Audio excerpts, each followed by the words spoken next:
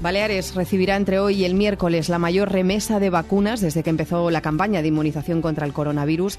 Llegarán 116.400 dosis que van a permitir abrir un nuevo punto de vacunación masiva en el Hospital de Son Espases y comenzar a administrar a partir del miércoles las cerca de 38.000 segundas dosis a personal esencial que recibió la primera vacuna AstraZeneca y que todavía no han completado la pauta. Este personal está recibiendo un SMS, primero aquellas personas que hace más tiempo que recibieron la primera dosis, y deben rellenar un formulario en el que eligen si aceptan Pfizer, como recomienda el Ministerio de Sanidad, o deciden finalizar con la misma farmacéutica acorde al criterio de la Agencia Europea del Medicamento.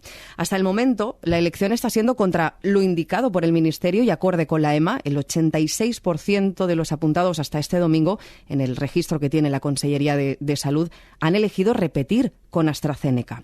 Una elección que genera muchas dudas entre la población, algo que hemos podido constatar en las últimas semanas aquí en el programa a través de los mensajes que recibimos a diario de nuestros oyentes. Son dudas y consultas que queremos trasladar al jefe de Medicina Interna del Hospital de Son Espases, Jaume Orfila. Bon dia. Hola, buen día. Si comparamos la evolución del proceso de vacunación en Baleares con el resto de comunidades, somos la comunidad que menos número de gente tiene totalmente inmunizada. La población totalmente inmunizada es del 16,1% y además Baleares es la comunidad, junto con Murcia, que tiene menor porcentaje de población con al menos una dosis, que es el 38,1%. Si nos comparamos, por ejemplo, con Asturias, Asturias es la comunidad con más personas vacunadas, tiene el 53,2% de la población con al menos una dosis y un 29,8% tiene la vacunación completa. Esto en Asturias, una diferencia importante con respecto a Baleares. ¿A qué atribuyen ustedes esta diferencia entre comunidades? Bueno, la verdad es que el efecto dinamizador de la prevención frente a la pandemia ha estado marcada por la disponibilidad de vacunas. Esto ha sido un acuerdo entre comunidades autónomas y el Ministerio, y las diferencias realmente a los profesionales se nos escapan el por qué habrán podido llegar distintas cantidades a las distintas autonomías. Técnicamente son acuerdos del Consejo Interterritorial del Sistema Nacional de Salud, en la cual están de acuerdo de una forma genérica todas las comunidades autónomas, y la decisión última por las cuales las vacunas llegan a las distintas comunidades, desde el punto de vista profesional, se nos escapan. Hay una de las claves, ¿no?, que explican desde la Consellería de Salud, y es que en Baleares, por ejemplo, somos una comunidad con menor población envejecida si nos comparamos con otras comunidades. Esa podría ser una de las razones, teniendo en cuenta que los primeros en vacunarse ha sido la población mayor. Bueno, pues es uno de los argumentos que tienen su lógica, ¿no? Todos los hechos que están afectando a la pandemia tienen múltiples influencias. En este caso, pues a la hora de argumentarlo desde el punto de vista político, pues me parece una decisión correcta. La territorialidad, la dispersión, la edad influyen siempre en todos los servicios sanitarios, también en los preventivos, y en este caso podría explicar de una forma razonable, aunque no única, el que ha llegado a una cantidad de inmunidad de vacunas distinta al resto de comunidades. ¿Deberíamos ser más exigentes? Bueno, la verdad es que como la pandemia lo ha paralizado y lo ha paralizado todo, y Baleares es una de las comunidades más afectadas desde el punto de vista productivo, porque nuestra actividad económica está vinculada al sector servicios y al turismo, pues también podría haber sido una variable en la cual hubiéramos exigido más vacunas, ¿no? Llegaríamos a una situación todavía mejor a la actual, pues sería otra variable. Esta semana, entre hoy y el miércoles, llegará la mayor remesa de vacunas hasta la fecha. Llegarán 116.400 dosis, que va a permitir, sin duda, agilizar la vacunación. El ritmo de vacunación, como estamos comentando, depende de las vacunas que nos llegan y, por tanto, es muy difícil hacer futuribles. Pero, teniendo en cuenta el actual ritmo de vacunación, ¿cree usted que es posible cumplir con el objetivo de tener al 70% de la población vacunada tras el verano? La verdad es que el número de vacunas que se han anunciado que llegarán a lo largo de los próximos días representa al 10% de la población, aunque muchas de las vacunas tienen doble dosis. Es una cantidad muy importante. Yo creo que es un punto de inflexión muy significativo que contribuirá muy mucho a que con el resto de medidas podamos afrontar un verano aunque tardío en condiciones. La vacunación ha sido la variable definitiva que nos permite explicar que los índices de incidencia se hayan mantenido muy reducidos, pero claro, asociados a las restricciones y al nivel de inmunización previo, al nivel de comportamiento de la población. El que lleguen el 10% de la población de vacunas correspondientes al 10% de la población, pues es una cifra tan importante que ha obligado primero a poner una nueva línea en Son Espases, y realmente es un punto definitivo a la hora de conseguir que el nivel de contagios tan bueno como el actual se pueda hacer con menos restricciones. Claro. La principal preocupación ciudadana en torno a la vacunación tiene que ver con la responsabilidad que se le atribuye al ciudadano menor de 60 años que recibió la primera dosis con AstraZeneca y ahora debe elegir la segunda dosis entre Pfizer o AstraZeneca. Vamos a escuchar a algunos oyentes. Llamo en referencia a la vacunación de menores de 60 que ya tienen una dosis. Es porque nos están dejando un poco a nuestra elección qué vacuna ponernos, cuando nosotros no somos médicos ni tenemos formación. Además, nadie te avisa cuando te vacunas de otras enfermedades, de si es una u otra. Aparte, tenemos que saber si lo que firmamos exime de algo o alguien, o si podemos rehusar a firmarlo porque no estamos conformes y nos van a vacunar igual. Entonces, por favor, no nos dejen a la elección, que no somos médicos. Díganos lo que hay que hacer claramente. Otros comentarios nos llegaban a través de mensajes de texto. Por ejemplo, leíamos: cuando nos pusieron la primera dosis no podíamos elegir, nos pusimos la que ellos querían. ¿Qué ventaja o desventajas tenemos en caso de que ocurra algún problema? Y otro comentario: me parece increíble que se tenga que firmar un consentimiento para que te suministren la segunda dosis de la vacuna AstraZeneca. Nos dejan la decisión en manos de personas totalmente profanas y así el Gobierno se inhibe totalmente de cualquier responsabilidad. Señor Orfila, ¿entiende que sea el ciudadano el que elige qué vacuna ponerse? Llevamos exactamente 5 meses de una campaña extraordinaria de vacunación, con resultados extraordinarios, donde ha permitido relajar de una forma definitiva la actividad cotidiana y empezar a dinamizar la normalización pospandémica. Estamos atentos a que no se produzcan nuevos brotes, especialmente que pudiéramos haber evitado por el diseño de la campaña o por la disponibilidad de las mismas.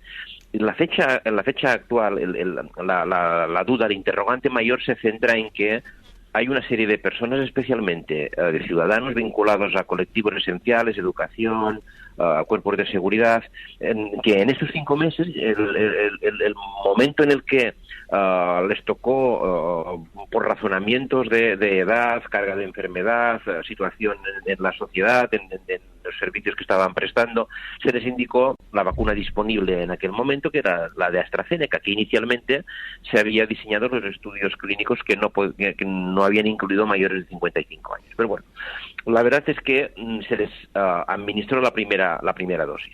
Luego hubo, con los millones de de inmunizaciones a nivel mundial, especialmente europeo y más concretamente en Inglaterra, pues se vio que había una asociación cronológica que no se sabía si era casual o causal, vinculada a alguna presencia de trombos poco habituales y que en algunos casos iban acompañados, muy raros, iban acompañados incluso del potencial fallecimiento. Claro, esto replanteó, paralizó toda la estrategia, paralizó la dinámica de vacunación que se tenía en aquel momento, tensó la situación entre la empresa productora y la Unión Europea, y ha quedado un espacio bastante largo, indefinido, en estos 5 meses, porque todos lo estamos viendo ahora de una forma casi un poco magnificada, en el que la segunda dosis no se sabía muy bien cuál sería la conveniente, si tendríamos disponibilidad, si la población aceptaría una vacuna que se había puesto en entredicho, si la asociación a un tipo de vacuna distinta vinculada a un RNM mensajero, que eran vacunas mucho más modernas, esencialmente más eficientes, pero que quedaba la duda hasta qué punto podían compatibilizarse con la antigua. Estos interrogantes se han ido magnificando, se han hecho mayores y no ha sido fácil poder contestarlos.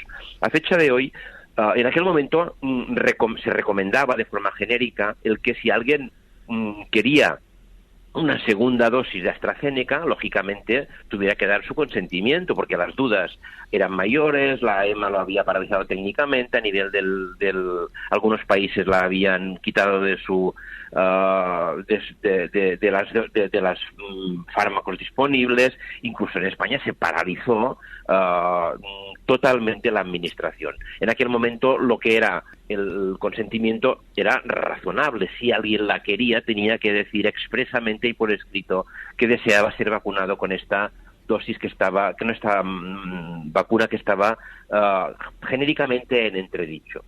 2 meses más tarde se han de alguna manera pulverizado los plazos, pero se está viendo que las vacunaciones posteriores con la misma vacuna de AstraZeneca está generando muy buenos niveles de anticuerpos, que la población la está aceptando. Y luego ha habido un ensayo, el Convivax, que es muy debatido y muy discutido entre los epidemiólogos, con una población muy pequeña de 600 voluntarios, en los cuales sencillamente se ha demostrado a nivel del Carlos III, del Instituto de Investigación del Ministerio de Sanidad, que era igualmente eficaz. A fecha de hoy es necesario el ciudadano firme un consentimiento informado. A ver, la vacunación no es obligatoria, por lo tanto el consentimiento se tiene que dar. Nadie se le vacuna contra su voluntad. El que este consentimiento vaya vinculado a un tipo de vacuna u otro, en un momento determinado tampoco era posible, porque había una disponibilidad muy limitada. A fecha de hoy, 5 meses más tarde, hay distintas posibilidades, ya por ahí de los plazos tradicionales, y por consenso se entiende que las dos vacunas son igual de eficientes, pueden tener buenos resultados. No parece que no están aumentando los efectos secundarios. Consentimiento, sí. Consentimiento sí, en la medida que nadie es vacunado obligatoriamente. Consentimiento firmado es más discutible, puede ser un consentimiento verbal y que se incluya en la historia clínica. Es decir, nadie se le tiene que vacunar con una vacuna que no quiera, y además ahora existe la posibilidad de poder elegir. Por tanto, este consentimiento, si se decide por una o por otra, verbal o firmado, los dos consentimientos pueden ser considerados técnicamente correctos. Yo creo que es razonable, es una participación del ciudadano en la toma de decisiones. Si hay un efecto secundario indeseable, en este caso, independiente de lo que se haya firmado, las responsabilidades posteriores se tienen que dirimir en otros ámbitos. En este momento lo que buscamos es la vacunación máxima, la protección de la ciudadanía y recuperar la vida normal. Para la tranquilidad de muchos, las dos vacunas son igual de eficaces. Es uno de los mensajes con los que nos vamos a quedar. Y también para matizar, en el formulario que debemos firmar no se elige, sino que lo que estamos haciendo es rechazar la dosis de Pfizer, que es la que nos recomienda el Ministerio de Sanidad. Y además la consejera de Salud, Patricia Gómez, aclaraba estos días que firmar este consentimiento informado de AstraZeneca no tiene ninguna implicación legal, de manera que podríamos denunciar igualmente a la farmacéutica en caso de padecer efectos adversos. El Ministerio de Sanidad, como decimos, recomienda una segunda dosis de Pfizer, pero el 86% de los menores de 60 años aquí en Baleares elige AstraZeneca. ¿Por qué cree que se da esta circunstancia? Usted mismo lo decía, es la vacuna que más ha estado genéricamente en entredicho y es ahora mismo la más elegida por los ciudadanos, aquellos que pueden elegir. Los ciudadanos están muy informados, saben muy bien qué decisión tomar. Las dudas se le vienen a la cabeza en la medida en que tienen que elegir entre distintas situaciones, distintos escenarios. Estas dudas son de conocimiento, de información, de buscar la mayor seguridad. En este sentido, el ciudadano ha elegido AstraZeneca porque está viendo que los millones de vacunados a nivel europeo no están teniendo problemas significativos, que la segunda dosis parece que incluso va vinculada a un menor número, incluso cronológico, causal o casual, de efectos secundarios mayores, y el mezclar segundas dosis, pues no mezclar dos tipos de vacunas, lo han considerado un elemento definitivo a la hora de inclinarse por la inicialmente deseada vacuna de Pfizer. Es una decisión, yo creo que resultado del gran conocimiento que tiene el ciudadano de lo que está sucediendo. Por otra parte, seamos realistas, seamos sinceros, la información que viene del Ministerio tiene una carga de politización, de posibilismo, vinculada a disponibilidad de vacunas, que no es siempre el escenario más creído por el ciudadano. Por tanto, estamos viviendo ahora la decisión de un ciudadano informado que se inclina por la opción que le parece más conveniente. Por tanto, ¿usted está de acuerdo con los ciudadanos? Segunda dosis con AstraZeneca. Los ciudadanos nunca se suelen equivocar y en este caso creo que tampoco.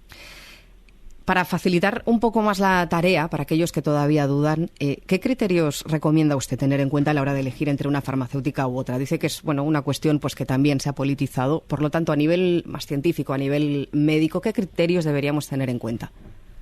Elementos objetivos que nos hicieran inclinar por una u otra farmacéutica los centraría en los de seguridad, en los de eficiencia. Como usted también acaba de repetir, son muy parecidos. Los de seguridad, pues nos tendremos que retrotraer a los potenciales problemas que nos puedan dar una u otra. La vacuna de AstraZeneca está vinculada a un adenovirus. Las personas que hayan tenido problemas con vacunaciones parecidas, como de la gripe tradicional, con algunos excipientes, tienen la oportunidad de inclinarse para una vacuna de Pfizer, que en este caso sería por un RNA mensajero menos conocida, en la cual en principio para nada comparte la esencialidad de introducir un virus atenuado en el organismo y con excipientes distintos, y al revés, las personas que han tenido algún problema que es muy poco probable porque llevan muy poco tiempo en el mercado, con las nuevas vacunas, pues deberían inclinarse por la segunda. Pero el escenario sería seguramente los que han tenido algún problema con AstraZeneca anteriormente, con vacunas de vectores atenuados, intentar aprovechar la posibilidad que tienen de vacunarse con Pfizer y quedar cubiertos, y los que no, pues seguir con la dosis de AstraZeneca, que es la que les mantiene inmunizados desde un principio. Una inmunidad que podríamos decir que es similar, decía hace un momento que son igual de eficaces. Lo que nos importa también es cuánto tiempo, ¿no?, nos permite estar inmunizados. ¿Es el mismo plazo si estamos hablando de Pfizer o de AstraZeneca? En estos 5 meses de vacunación estamos reescribiendo el conocimiento día a día con las nuevas informaciones. Es muy difícil que podamos aportar resultados de inmunizaciones mantenidas en el tiempo al año, o que las nuevas cepas sean más o menos seguras, cuando todavía no tenemos elementos para la decisión definitiva. La posibilidad de que cubran hasta la fecha, cubren de una forma razonable. A nivel poblacional, no nos olvidemos que es lo trascendente, aparte de la contribución personal. A nivel poblacional, la eficacia de la vacunación está siendo muy efectiva. Con las otras medidas ya estamos casi en la inmunidad de grupo. Estamos viendo que los contagios son mínimos, que los contagios con hospitalización son muy reducidos, y con los ingresos en cuidados intensivos casi ya están en el mundo de la anécdota. Por tanto, el tiempo de inmunización con los datos actuales no es una variable que tengamos que tener en cuenta a la hora de tomar la decisión. Vamos con otra duda, otras dudas sobre los plazos entre ambas dosis. Ya me ha vencido la semana pasada la fecha de la segunda dosis, y a ver si se nos va a pasar la fecha en demasía y no vamos a poder ponernos esa segunda dosis porque ya a lo mejor no será efectiva la primera por los plazos que nos han recomendado, ¿no? Bueno, quería que de alguna manera a ver si podíais mediar y con la administración y a ver si podemos presionar de alguna manera para que se nos ponga la segunda dosis. Yo estoy la primera pregunta que lanzaba este oyente es: ¿cuál es el plazo que tenemos entre una vacuna y otra para que la vacunación sea efectiva? Los plazos que hemos ido manejando técnicos vinculados a los ensayos clínicos que se produjeron desde junio del año pasado hasta diciembre de este año, que es cuando se aprobaron las distintas vacunas por las agencias reguladoras, se hicieron con plazos muy cortos. Las recomendaciones eran muy claras: 4 semanas con Pfizer, 3 semanas con Moderna, 4 semanas con AstraZeneca. Janssen ha sido posterior y, al ser una única dosis, se queda fuera de este ámbito. Realmente ahora ya estamos con acuerdos de consenso entre profesionales, entre técnicos, entre epidemiólogos, entre microbiólogos, entre infectólogos, porque ya estamos fuera de lo que son los resultados directos de lo que son los ensayos clínicos. Cuanto antes se vacune, antes haremos el pico que nos protege, que pasamos de un 60, un 80, un 90, un 95% de protección. No es que sea una carrera, pero cuanto antes tengamos la segunda dosis, pues antes habremos hecho el pico definitivo de anticuerpos que nos protejan con respecto a la infección por el SARS-CoV-2. De manera que no hay un plazo específico en el que, para entendernos, se agotaría el plazo. No, ya hemos salido de los ensayos clínicos y ahora estamos aplicando sentido común, consenso, experiencia, y no hay un plazo real desde el punto de vista cronológico que limite la eficacia de la segunda dosis. En cualquier caso, claro, el cuanto antes, ¿no? Cuanto antes, es la premisa fundamental. Es un proceso que, como decía, se sigue escribiendo, reescribiendo. ¿Cree que será necesaria una tercera dosis, teniendo en cuenta la información de la que disponemos hasta el momento? Es una pregunta muy difícil de contestar. Ya está emergiendo en la comunidad científica y en los medios generales, que se hacen eco inmediatamente de todos los estudios que se van aprobando, porque hay mucha gente interesada con un nivel de información muy alto. Yo creo que es muy pronto para pensar, para saber hasta qué punto la epidemia se mantendrá de la forma que es actual, si se convertirá en estacional, si al haber abortado en las zonas del mundo donde se está abortando la infección, el número de contagios se reduce y el número de mutaciones y variantes también. Yo creo que a fecha de hoy hablar de tercera dosis es muy interesante desde el punto de vista científico, para ir preparando tanto los laboratorios como a las administraciones y a las autoridades sanitarias, pero no es una contestación que podamos saber. Otra pregunta muy frecuente que nos parece interesante recordar, ¿no? Refrescar esa información. Preguntan mucho si puedo entrar en contacto con mis seres queridos si ya estoy vacunado, aunque ellos no lo estén. ¿Qué podemos decir a esa pregunta? A ver, la posibilidad de que, estando bien vacunado, adquiramos la infección y la contagiemos es muy, muy reducida, pero real. Depende del nivel de exigencia que queramos tener. Si está claro que, aunque sea en un porcentaje muy bajo, las personas vacunadas pueden contactar con el virus, que este virus puede replicarse en el organismo y se puede contagiar a las personas que no estén inmunizadas. Los porcentajes son muy bajos, las complicaciones son muy bajas, la carga viral es muy reducida. A la pregunta de si se puede contagiar, sí. A la pregunta de si se pueden contactar con las personas del entorno y familiares que no están inmunizados, sería, a fecha de hoy, sí, con precauciones y con distancia y con mascarillas. Manteniendo esas precauciones, pero la respuesta es sí. Podemos contactar con seres queridos, aunque no estén vacunados, pero sí, nosotros lo estamos, pues sí podríamos contactar, con mascarilla y distancia. Y otro debate que está sobre la mesa, también le queríamos preguntar sobre este tema, es sobre el uso de la mascarilla en el exterior. ¿Cuándo podríamos dejar de usar la mascarilla en los exteriores? ¿Cuándo sería lo más conveniente? No, entiendo la pregunta.